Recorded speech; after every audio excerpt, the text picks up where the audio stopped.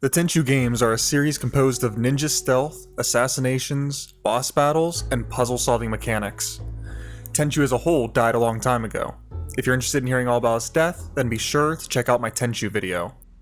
But fans have been longing for Tenchu to return. But recently, I got Aragami 2, a ninja game that feels like if you took Tenchu and modernized it and gave it a more colorful palette. A viewer actually suggested that I go over this game on my Tenchu video, so big thanks to him for bringing this game to my attention. Thanks, Luke, it means a lot.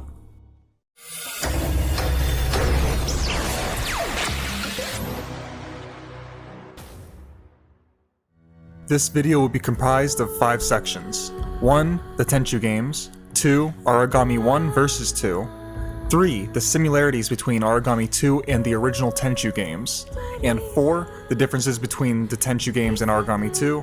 And finally 5. The conclusion on this video as a whole, whether or not you should pick up this game as a replacement for Tenchu.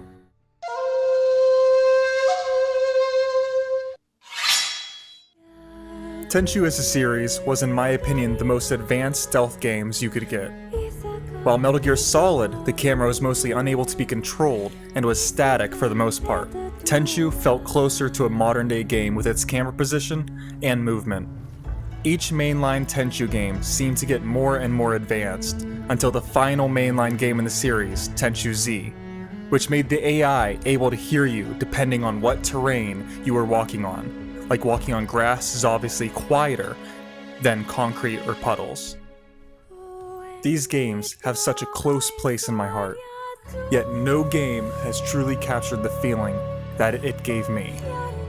Successor was close, considering it was originally going to be a Tenchu game, but it still felt off and more like a Souls game with its difficulty.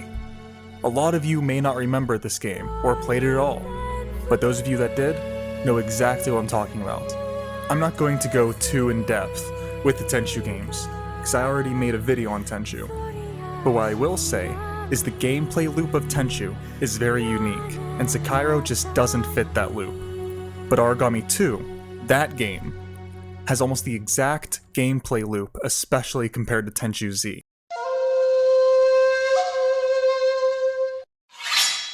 Aragami 2 is extraordinarily different when it gets compared to the first game from 2016. The first game had a more stealth and avoid all combat kind of gameplay, while the second game has a more diverse stealth game mechanic, while also allowing you to perform assassinations and do regular non-stealth combat similar to Tenchu Wrath of Heaven. One of the reasons the second one is able to do this is because it has a full health and stamina system for combat, while the first game, if you got spotted by enemy, they would instantly one-hit kill you from a distance, causing you to have to start over. Meanwhile, in the second game, the AI will instead chase you out and actually get confused and return to their post if they don't find you, just like in the Tenchu series. Even the lines the enemies say are similar. The first game was obsessed with shadows, where you had the power to teleport to any shadow in the level, create shadows to teleport to if there are none, and being in the light would drain your power level, causing you to be unable to do anything. The second game does away with this altogether, and instead just has you be hidden in the shadows, and you can only teleport to ledges, aka the grapple hook from Tenchu, just with a different art style. The first Aragami game was a success, but it had faults that caused a lot of people, like myself, to be annoyed with it, mostly the one-hit kill as soon as enemies see you. The second game takes the ideas from the first, and fleshes them out in a more fun and nostalgic way that harkens back to the good old days of stealth, where you can choose to be a ninja and not kill anyone, or just be a powerhouse and fight through every enemy head-on without stealth.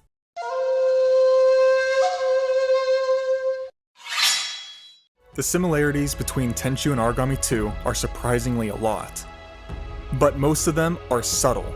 For instance, in both Tenchu and Aragami 2, you can push up against a wall for added stealth and more visibility around corners. While Successor also had this feature, it rarely ever used it or needed it because of its emphasis on brute combat similar to Dark Souls rather than ninja stealth combat.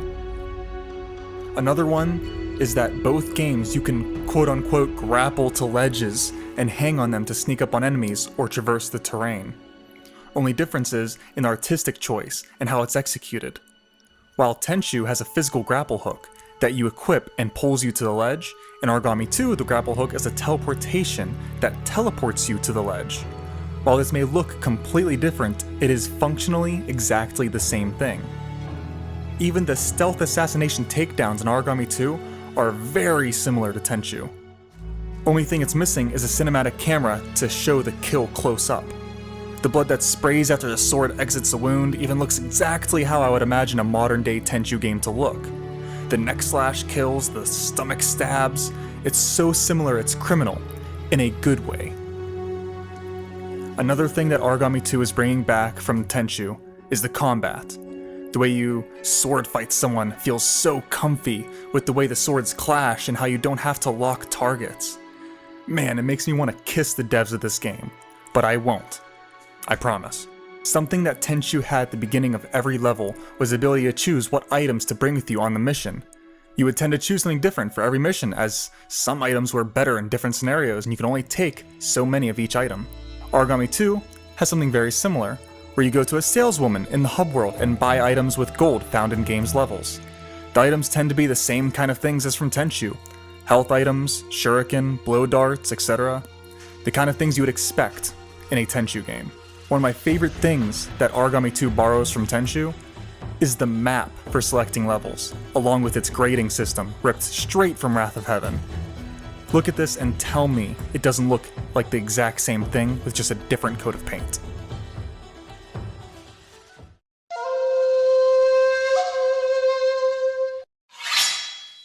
The differences tend to be mostly cosmetic, like the way the item shop looks, or the way the items and abilities look, but there are definitely some differences, and in my opinion, for the good.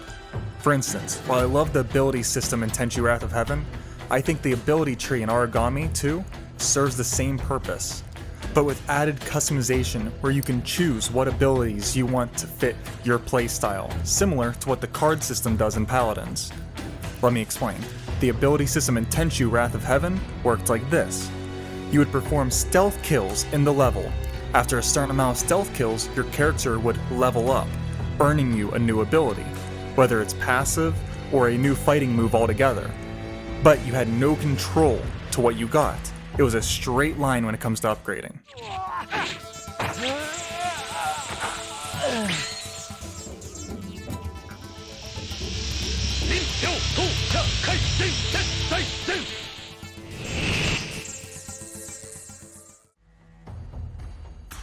While in Aragami 2, after leveling up by earning XP from beating levels, you get skill points, which you can spend on the skill tree instead of a straight progression. You can then choose what abilities you think will help you the most, and can even spend points in upgrading the abilities to make them better and function more efficiently.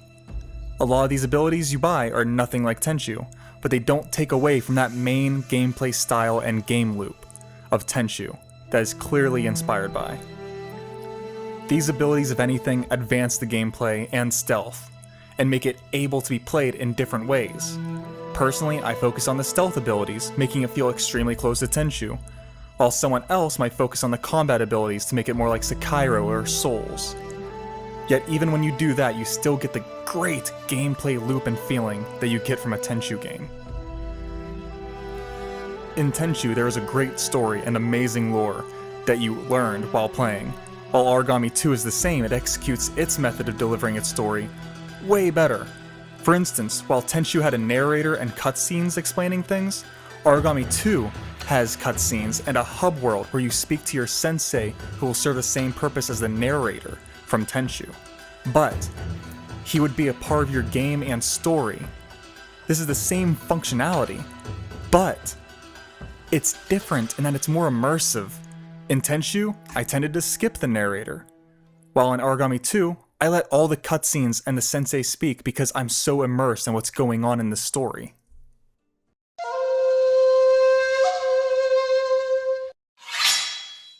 So it's time for the conclusion on what I think about Aragami 2, from a Tenchu series fan.